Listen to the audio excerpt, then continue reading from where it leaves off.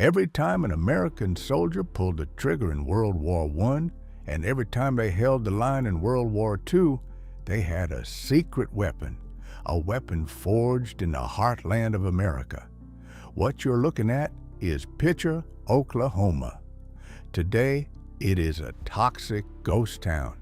The soil is poisoned, the ground is literally caving in on itself, and the entire area was declared completely uninhabitable by the U.S. government. But what the history books often forget to tell you is why this town is dead. Picher didn't just die, it was sacrificed. Over 50%, let me repeat that, over half of all the lead and zinc used by the United States military to fight and win both world wars came from the ground right beneath this town. Picher built the bullets that defeated tyranny. Picher fueled the arsenal of democracy. But the cost of saving the free world was the destruction of their own. To understand the tragedy of Picher, you first have to understand its incredible, roaring glory. In 1913, lead and zinc were discovered here. Almost overnight, thousands of hard-working Americans flooded into northeastern Oklahoma. By 1926, Picher's population exploded to over 14,000 residents. But they weren't just mining for wealth. They were mining for survival. When World War I broke out, the United States military desperately needed ammunition, brass fittings, and metal for artillery. Where did they look? Straight to the blue-collar, blood and sweat miners of Picher, Oklahoma. Between 1917 and 1947, the Picher area produced over $20 billion worth of ore. Imagine being a miner here during the 1940s. You're waking up before dawn, going hundreds of feet underground into dark, dangerous caverns, breathing in dust. You are working yourself to the bone. But you know that the rock you pull out of the earth today is going to be in an M1 Garand rifle in Europe next month. These men and women weren't just miners, they were soldiers on the home front. They worked around the clock, hollowing out the earth to ensure American troops had what they needed to push back fascism. But no one realized that by hollowing out the earth, they were setting a ticking time bomb directly under their own homes. When you mine lead and zinc on that massive World War winning scale, you create waste, a lot of waste. The leftover rock and gravel from the extraction process was called chat. But the mining companies didn't haul it away. They just piled it up right in the middle of town. For decades, these chat piles were just a normal part of life in Picher. There were 70 million tons of mine tailings and 36 million tons of milled sand piled as high as skyscrapers. The local high school track team even used the chat piles for running drills. It was the backdrop of the town. But there was a dark, silent killer hiding in the dust. The chat was laced with lead, zinc, and cadmium.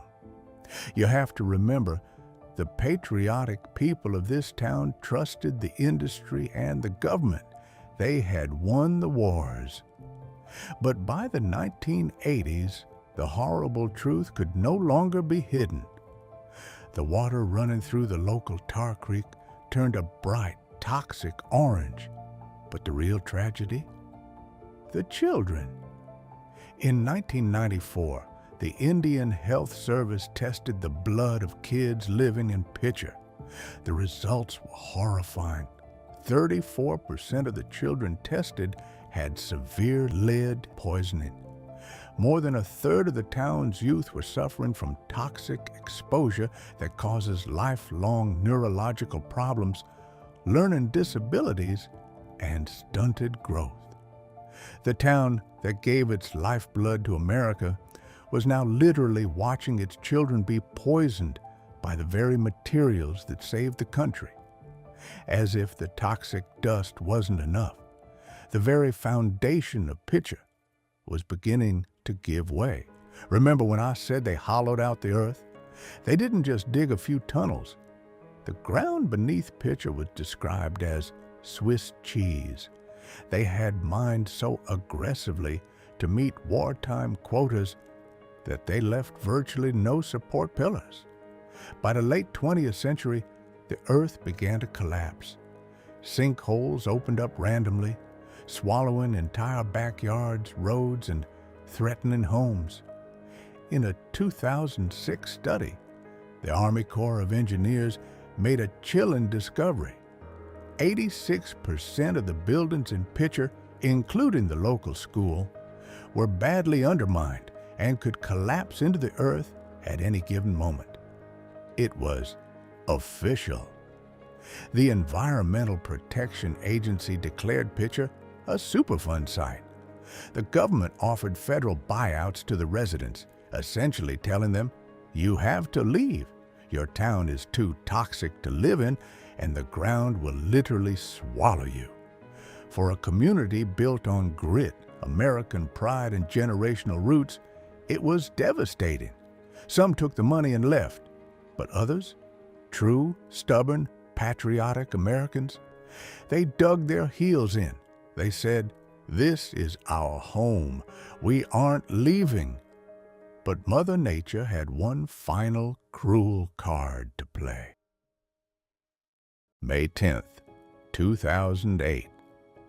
The residents who refused to leave Picher were just going about their Saturday. They had survived the mines. They had survived the lead. But they could not survive this. A monstrous EF4 tornado, packing winds over 200 miles per hour, dropped out of the sky and tore a direct path through the heart of Picher. 20 city blocks were completely flattened. 150 people were injured. 6 people were killed. It was the fatal blow. The government, already in the process of buying out the town, decided they would not provide aid to rebuild. There was no point in rebuilding a town sitting on top of toxic, collapsing caves. The tornado forced the hand of the final holdouts. The town of Picher was officially closed. On September 1st, 2009, the state of Oklahoma officially dissolved the municipality. Picher ceased to exist. But even after the town was dissolved, the American spirit of Picher didn't die immediately. There was a man named Gary Linderman, the local pharmacist.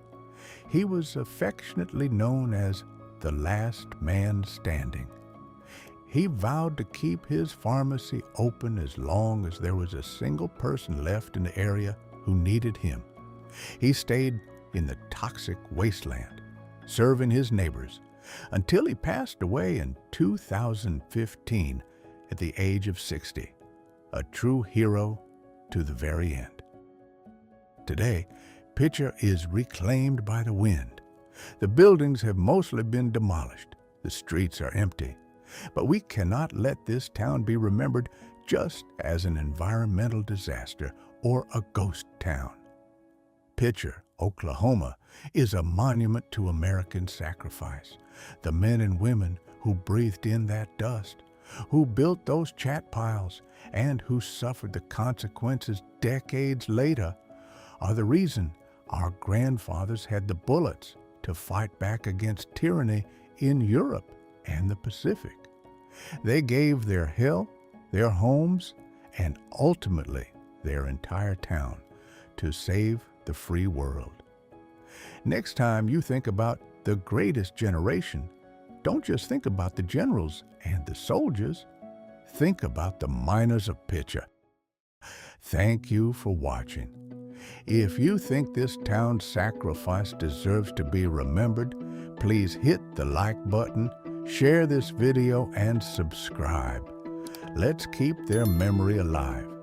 I'll see you in the next one.